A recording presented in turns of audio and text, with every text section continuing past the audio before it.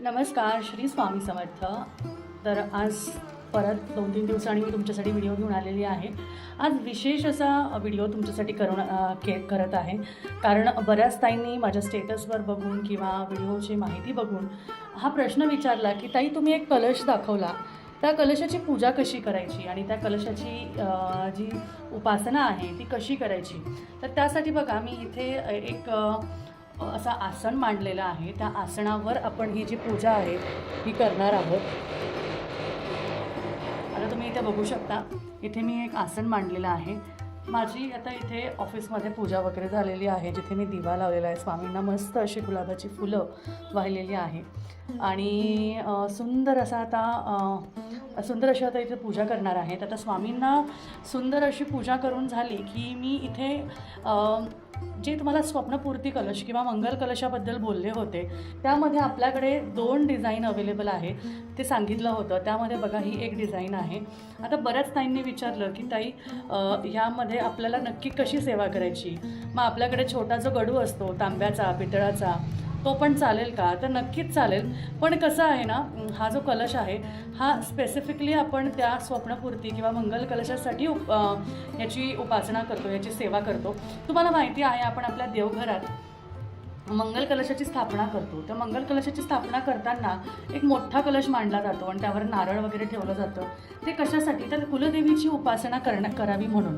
पण हा जो कलश आहे, हा कलश, याला स्वप्नपूर्ती किंवा मंगल कलश असं म्हणतात, जे आपण 2 डिझाईनमध्ये आणलेलं आहे. हे बघा, हे कोरीव कामामध्ये आपण आणलेलं आहे.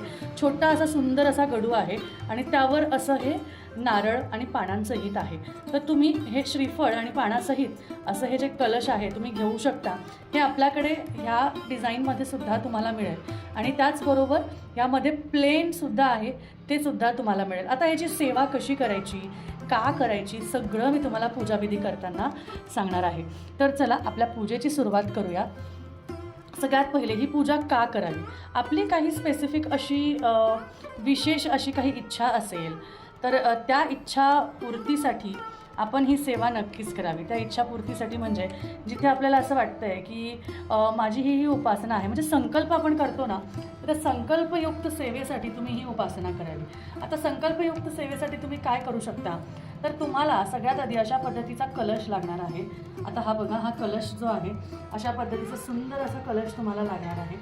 आणि त्यासाठी मी आता इथे धूप वगैरे दिवा लावून घेतलेला आहे.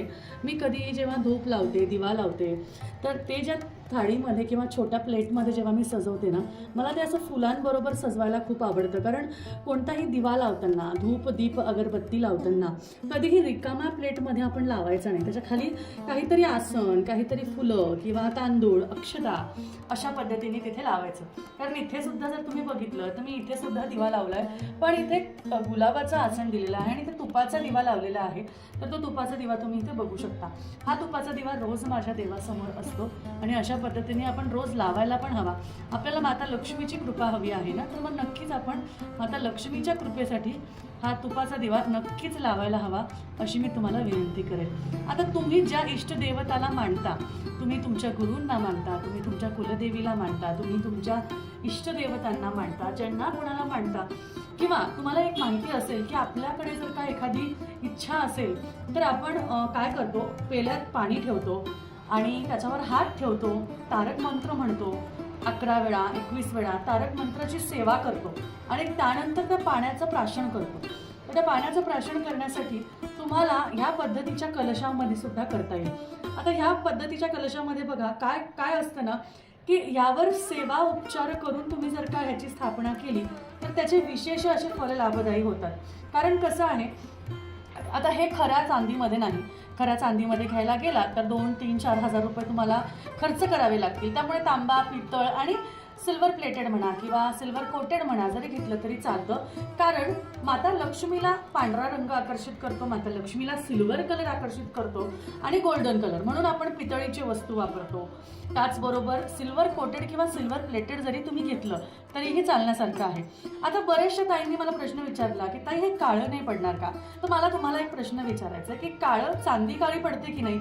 माझ्याकडेच एक चांदीचा दिवा आहे, तुम्हाला 2च मिनिटं दाखवते. आता बघा, माझ्याकडे हा चांदीचा दिवा आहे. हा चांदीचा दिवा जो आहे हा मी मागच्या दिवाळीत घेतला होता. आता हा मी मुद्दामून क्लीन केला नाही, स्वच्छ केला नाही, का तर मला तुम्हाला दाखवायचा होता. आता हा बघा, हा किती पद्धतीने काळा झालेला आहे. मग हा चमकणार नाही का? तर 100% चमकणार. आणि हा प्युअर चांदीचा आहे बरं का, प्युअर चांदीचा आहे. मी ह्याला ते कोणता दिवा म्हणतात त्याला, देवदास दिवा का असं काहीतरी म्हणतात, तर तो दिवा मी घेतला होता रोज देवाच्या समोर तुपाचा दिवा लावण्यासाठी.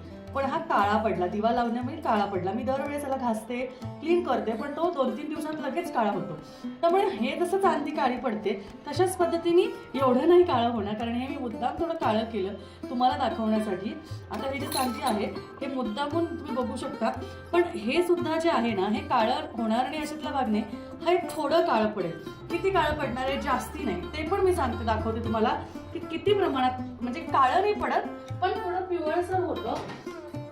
तर त्याच्यासाठी तुम्ही कोलगेट पावडर जी असते छोटी, ते लाल, पांढरा आणि लाल रंगाचा जो डब्बा असतो, त्या कोलगेट पावडरने क्लीन करायचं. सेम ॲज इट इज हे असं राहतं. आता ह्याला इच्छापूर्ती, स्वप्नपूर्ती, मंगल कलश असं म्हणतात, कारण ह्याच्यामध्ये आपण जे पाणी भरून ठेवतो आणि दुसऱ्या दिवशी आपण जेव्हा ते पाणी ग्रहण करतो आणि सलग 11 दिवस 21 दिवस याची सेवा करतो, त्याने काय होतं, आपल्यामध्ये ती पॉझिटिव्हिटी निर्माण होते, आपल्यामध्ये ती सकारात्मकता निर्माण होते आणि आपल्याला ते कार्य करण्यासाठी, ते कष्ट करण्यासाठी, त्या गोष्टी घडून आणण्यासाठी आपल्यामध्ये ताकद निर्माण होते आणि आपण पॉझिटिव्हिटीकडे जातो, आपण सकारात्मकतेकडे जातो आणि आपल्या मनातील जे नकारात्मक विचार असतात ते दूर होतात. आणि जी कुठली इच्छा आहे, जसं समजा घर घ्यायचंय, तर घरासाठी लागणारे जे काही काबाड कष्ट आहेत, जे काही प्रयत्न आहेत, ते तुम्हाला ते करायला लावण्यासाठी माता लक्ष्मी आणि भगवान विष्णू, आपले स्वामी, आपल्याला तेवढी ताकद देतात. आणि त्यामुळे ह्याला इच्छापूर्ती, स्वप्नपूर्ती, मंगल कलश असं म्हटलं जातं. त्यामुळे बघा, आता ह्याची सेवा करताना आपण काय करायचं आहे, तर सगळ्यात आधी ह्याला तुम्ही हळद कुंकू वगैरे लावून घ्यायचं, तुम्हाला जशा पद्धतीने त्याला लावायचं आहे. त्यानंतर सगळ्यात महत्त्वाचं, ह्यामध्ये तुम्हाला पाणी भरायचं आहे. रेग्युलर पाणी तुम्हाला ह्याच्यामध्ये भरायचं आहे. आता तुम्ही बघू शकता, ह्याच्यामध्ये मी पाणी घालते.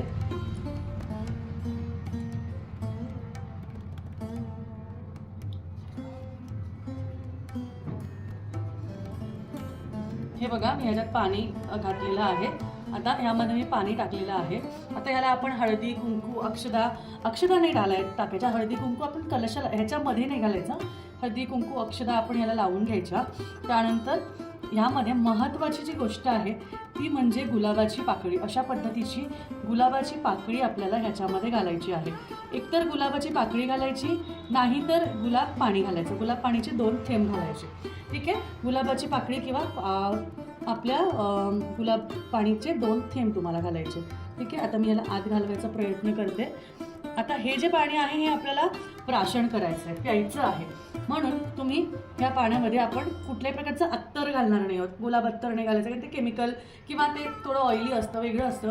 त्यामुळे आपण ह्यामध्ये फक्त गुलाबजल किंवा साधारण एक अशी गुलाबाची पाकळी घेतली तरीही चालेल. ठीक आहे, गुलाबाची पाकळी घेतली तरीही चालेल.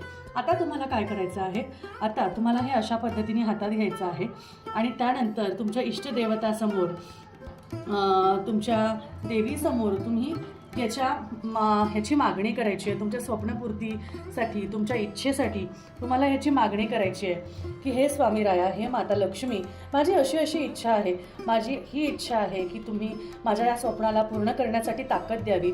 तुम्ही मला माझ्या या स्वप्न पूर्ण करण्यासाठी माझ्यामध्ये जेवढी मला काम करण्याची ताकद हवी असेल, माझी इच्छा हवी असेल, किंवा माझ्याकडून जे काही तुम्हाला कष्ट करून घ्यायचे आहेत ते तुम्ही कष्ट माझ्याकडून करून घ्या. आणि त्या पद्धतीने या पाण्यावर तुम्हाला असं हातात धरून ही इच्छा तुम्हाला म्हणायची आहे.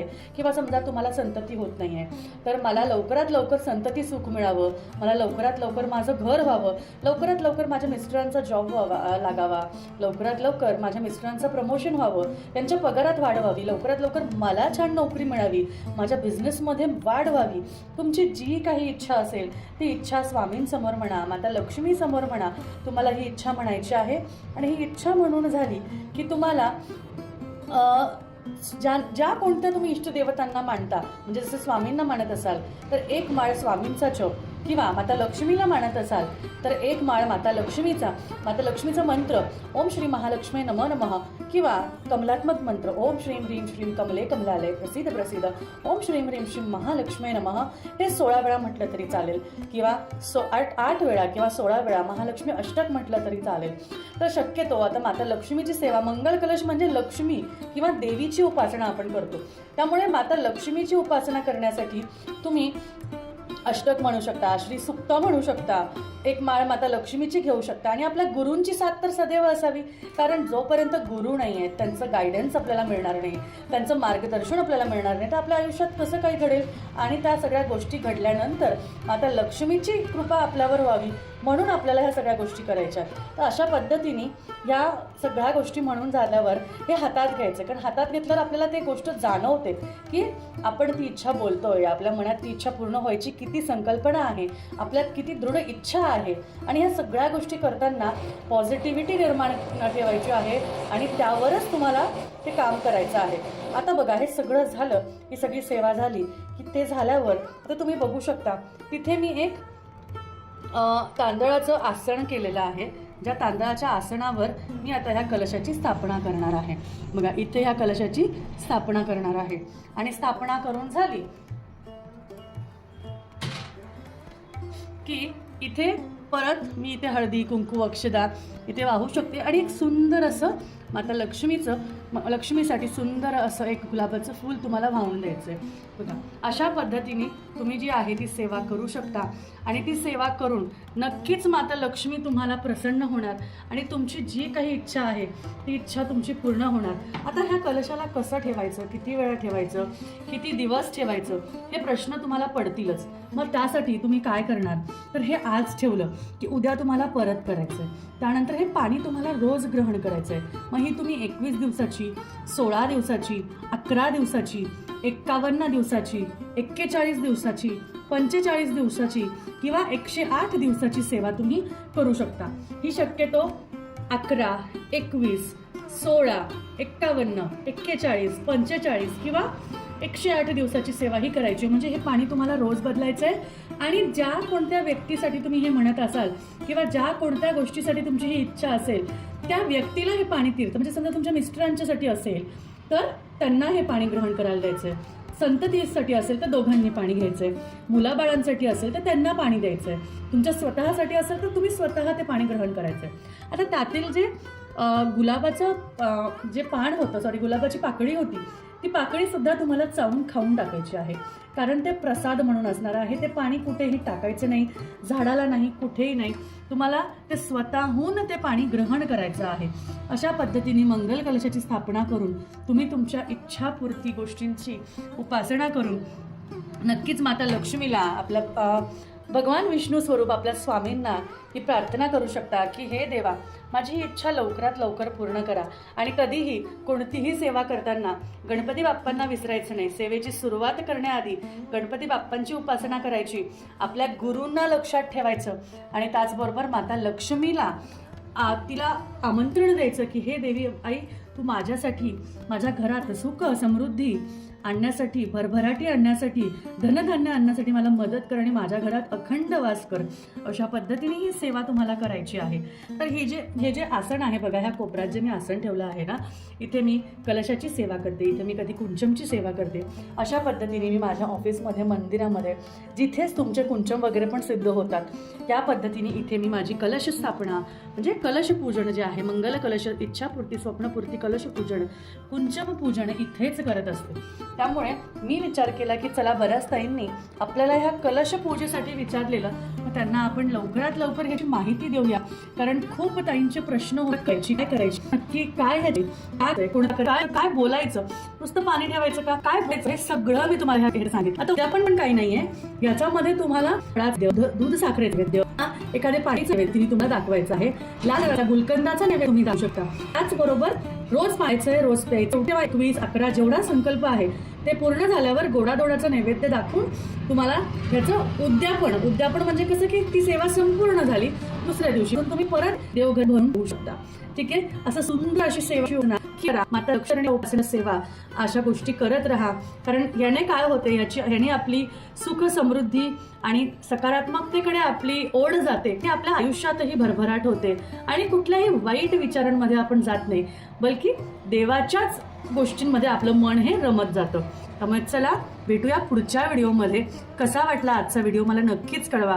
त्याचबरोबर व्हिडिओ आवडला असेल तर नक्की लाईक करा, शेअर करा आणि त्याचबरोबर सबस्क्राईब किंवा अजिबात जाऊ नका. कारण आता बघताय ज्या आपल्या आता ह्या व्हिडिओला बघताय त्या ताई फटाफट तुम्ही आपल्या चॅनलला सबस्क्राईब करून ठेवा. कारण अशी सुंदर सुंदर माहितीपूर्वक व्हिडिओज मी तुमच्यासाठी घेऊन येत असते आणि सुद्धा अशात भरभराट यावी यासाठी वेगळ्या वेगळ्या उपायही घेत असते. त्यामुळे महत्त्वाचं तुम्ही सगळ्यांनी आपल्या चॅनलला फॉलो करून ठेवा, सबस्क्राईब करून ठेवा आणि त्याच्यासमोर ऑलवर क्लिक केलं की सगळ्या व्हिडिओजची नोटिफिकेशन तुम्हाला येत जाईल. जेव्हा मी व्हिडिओ टाकेल, लाईव्ह येईन, तुम्हाला लगेच कळेल. ठीक आहे, चला तर भेटूया परत. तर आजची सेवा इथेच स्वामींची करते. माता लक्ष्मी रुजले आणि संपवते. धन्यवाद. श्री स्वामी समर्थ.